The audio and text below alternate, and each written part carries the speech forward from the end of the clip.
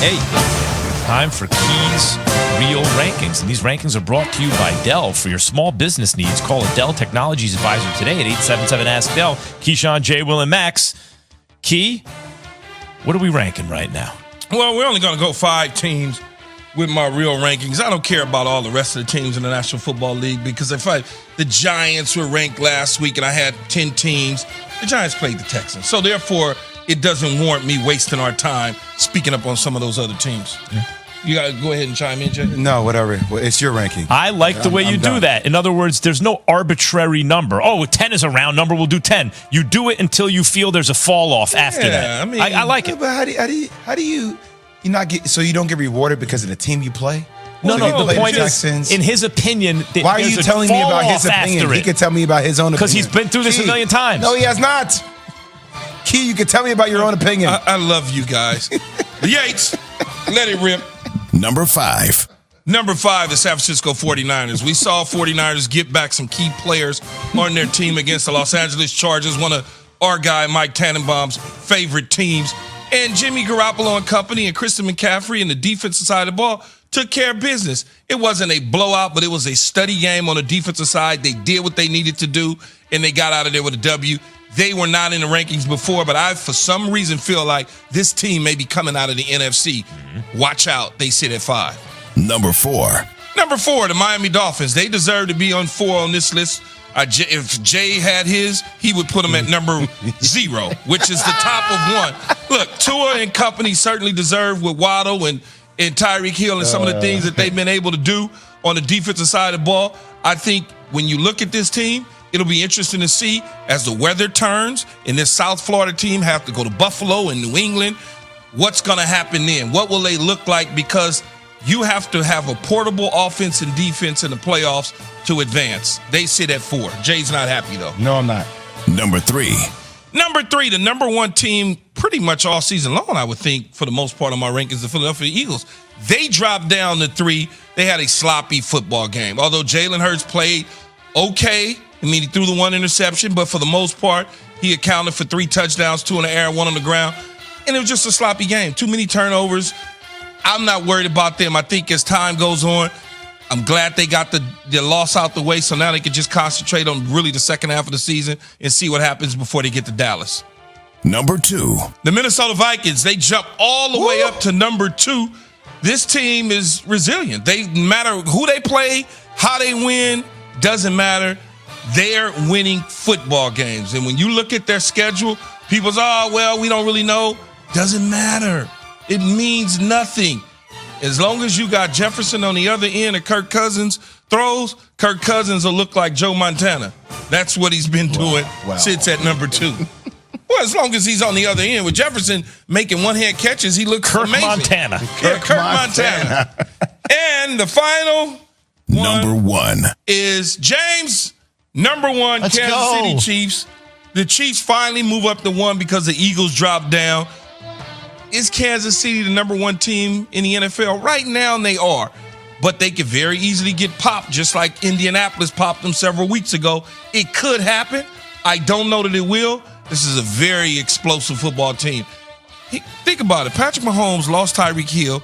He said, okay, you know what? Never mind. I'll just throw balls to 10 other dudes in the end zone. 10 other receivers have caught touchdowns from Patrick Mahomes this year. He's the only quarterback, if anything, got better when you took away his alpha, his like ridiculous receiver. Everyone, Rodgers got worse. Everyone who got the receiver got better. Mahomes, it's independent of who else is there. It's just him. And if you look at this list, I very well could have added the Tampa Bay Buccaneers, even though they're 5-5, but they're better with Tom Brady and that defense. Could have said, okay, they're back. And 3 weeks from now, Green Bay might be in here. And they look horrible the last 4 weeks of the season. I know you only have 5, but I'm just curious.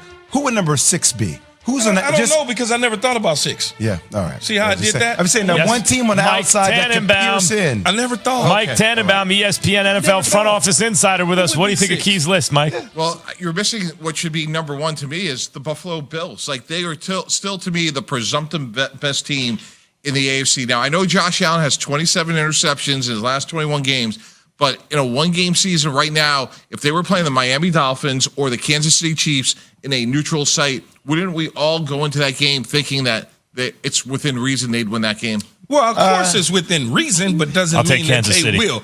I'm probably going to take Kansas City, and I'm probably going to take Miami. Well, okay, wait, well, hold up. But Buffalo just beat them in Kansas City. Yeah, but doesn't mean Buffalo's Miami not 6. They always beat them. Buffalo. I feel like they always beat them in the regular season. But doesn't mean Buffalo's not 6 or 7.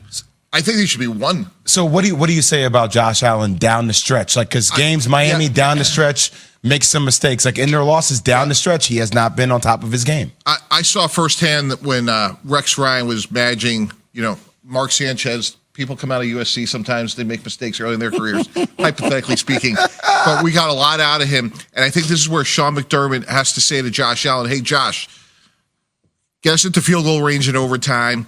If it's wide open, let's go win the game. But a tie right now, we're still in first place. We could live with a tie. And I think there's a little bit more maturation in Josh Allen's game. Like, you don't want to take away his superpowers, which are incredible, but 5 or 10% of the time, Sean McDermott has to make sure that he's managing Josh Allen. He's not going to eliminate the interceptions, but they have to minimize it. And I think because Key, when Miami goes up to Buffalo, I think Buffalo's going to win that game. Like, yeah, I do too. I mean, you've been in the AFC East, whether it was the Jets or the Buffalo Bills. I mean, the Jets or the Miami Dolphins, and you've traveled from the South all the way up north, and you know when the weather changes, it's something about the warm weather team. Yeah. That's the reality of it. Yeah, I'll give you a great example. I live in Boca Raton. It's 76 degrees. My daughter goes to Michigan. I'm going to be there on Saturday. It's 33 degrees. I'm going to be in the press box. I'm going to be working for ESPN that day. I'm not going to be in Michigan. Well, this is true. Your blood literally thins. I When I lived in that LA, comment. I couldn't take the cold anymore. It's so funny. I was with my agent last night, and he moved to the West Coast. He's a New Yorker. Yeah. Born, raised, the whole deal. He moved to the West Coast 2 years ago, Jay. Can't take the cold. And he was like, man, it's freezing cold out here. I was like, well, hey, you see why we charge a lot to be out west. It affects teams, warm weather teams. We see it. Well, they travel. And to Key, to your point, like what's fascinating to me is Miami has to go to New England. Yes. They have to go to Buffalo. Yes. They've already lost in New York. Now, that was a weird game because Bridgewater gets hurt in the first They don't have play. any divisional wins, Skylar Mike. Thompson. They don't have any divisional wins. No, I'm talking about Miami. Oh, Miami, sorry. Yeah, I'm just saying, like, Miami still has to go, and they've already lost in New York. Yeah, so there's two other cold weather teams that they got to go to, which is Buffalo. I don't even know exactly when they play them, but the weather's already changed. You go to Buffalo, and you go to New England. And we both know how that could be in New England, freezing cold. It just, it's something to be said to that. I think, is there a way? The Bills can't miss the playoffs, right? There's no way. There's no way. I'm just trying to think, what if Miami wins the division, and then whoever comes out of the West, let's say 2 come out of the North. No, they're still in. There's no way. How about this? If the playoffs started today, all 4 teams in the AFC East would be in.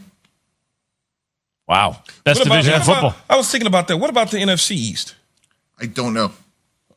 It would be close. Yeah, it would be really close. Well, the question would be the Cowboys, because the Giants are in second, and by the way, 1 loss away from first place in the division. Mike, I want to switch gears for a second because I want to talk about Justin Fields. I know Dan Orlovsky